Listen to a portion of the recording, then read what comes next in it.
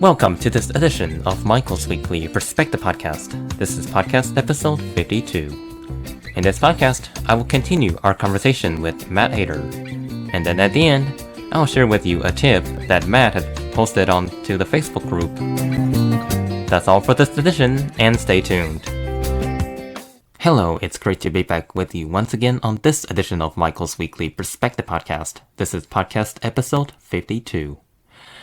Happy late Thanksgiving from me. Did you eat a lot of turkey? That's nice if you did. What part of a turkey is your favorite? For me, I like the turkey leg, also called the drumstick. This is my personal preference, so no judgment is permitted. Since this Thursday was Thanksgiving, I really need to say thank you to those of you who take time and listen to this podcast. There are a lot of podcasts out there that you can listen to, but you, the audiences, choose to listen to me. And this made me very grateful. Before we start, let me give you the contact information for this podcast. If you would like to call using the listener line, the phone number for this podcast is 404-923-0115.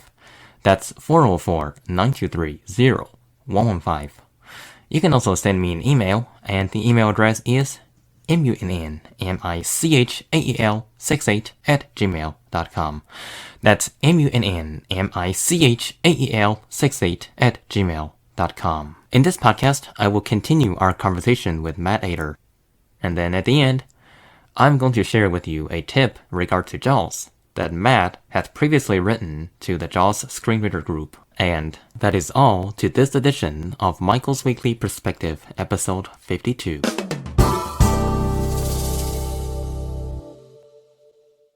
Matt, welcome to the podcast. Thank you, Michael. Good to be here. Last episode, Matt and I had talked about how he started working for Vispero, used to be called Freedom Scientific. Today, Matt and I will continue our conversation. What was your job before you worked at Vispero?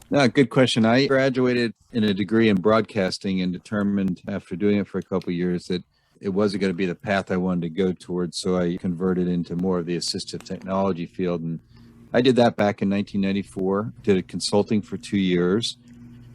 Then I went off and started the computer training program for the Columbia Lighthouse for the Blind in Washington, D.C.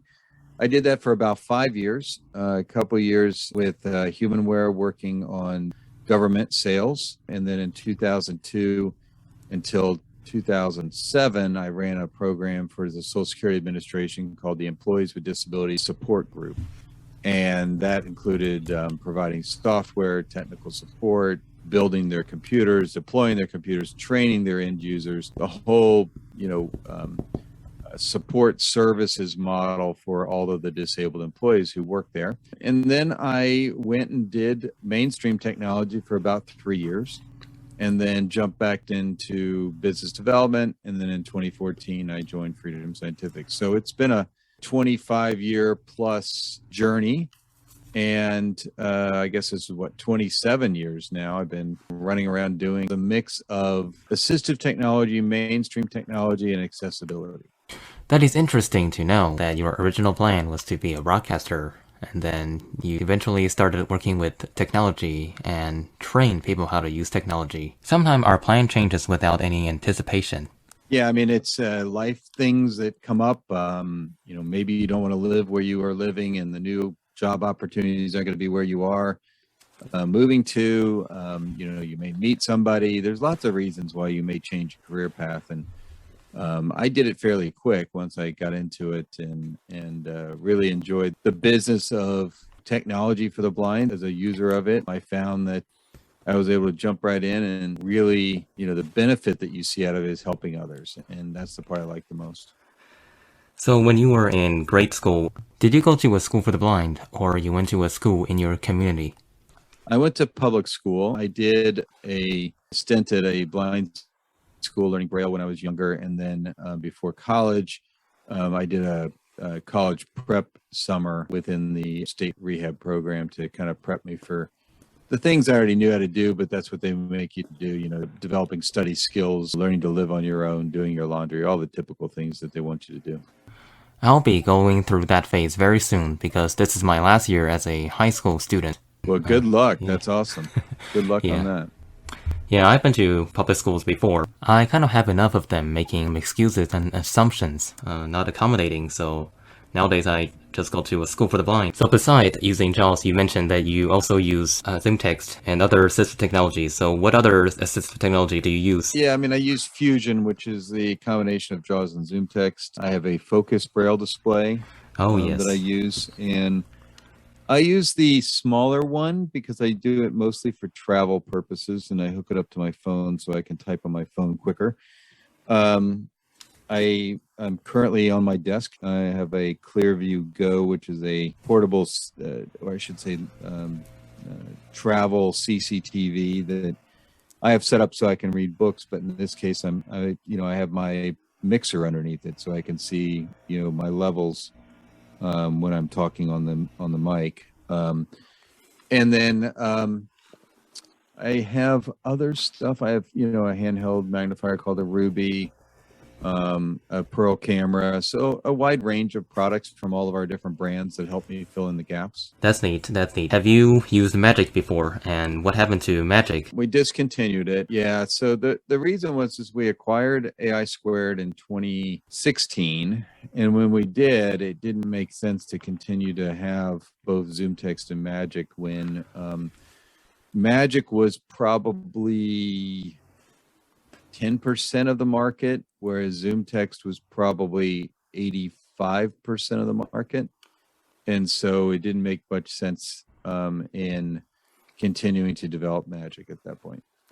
So that is the similar concept to why Window Eyes, the other great screen reader, got discontinued.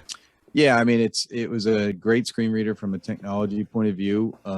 Had a loyal following in its own sector, but JAWS had a larger footprint that allowed it to continue to grow. That makes sense. Sometimes you just have to choose the value of a product that brings the most income into the company. It's all about competition. We're about to wrap up for today's podcast, and I have learned a lot from you. Before we wrap up, I wonder, do you have any advice to offer to my listeners? It could be advice on how to better utilize Vispero product to how to be productive in day-to-day living. I think the number one, suggestion I would have is to gain as much knowledge as you can to be able to be independent. And when you look at all of the content that we provide for free in the market, from YouTube videos on how to do things to the Freedom Scientific Training podcast. So you can ask any of your smart speakers to play the Freedom Scientific Training podcast. You could go to freedomscientific.com/training to read about these different solutions. We do something on Clubhouse twice a week. So if you're not familiar with Clubhouse, it's an app that you can download on your iPhone or Android phone. And the group we're in is called JAWS Software F/T Blind. I'd suggest you join that club and follow all the different events that we have. And we usually do 2 a week. Trying to think of some other things that are happening with that. We do webinars on APH called APH Access Academy. Elizabeth does one once a month. This past week is all about creating PowerPoint presentations and teaching people how to do that. So lots of ability. We're all over the place in terms of being able to watch or read or listen to us. ACB Communities is another one. Those are Thursday at 3:00. It's another way that we provide support to the community on different things as well. So, gain as much knowledge as you can. The one thing I would tell you is that it's not what you know, it's who you know. So build a network, build relationships, and you should be good to go.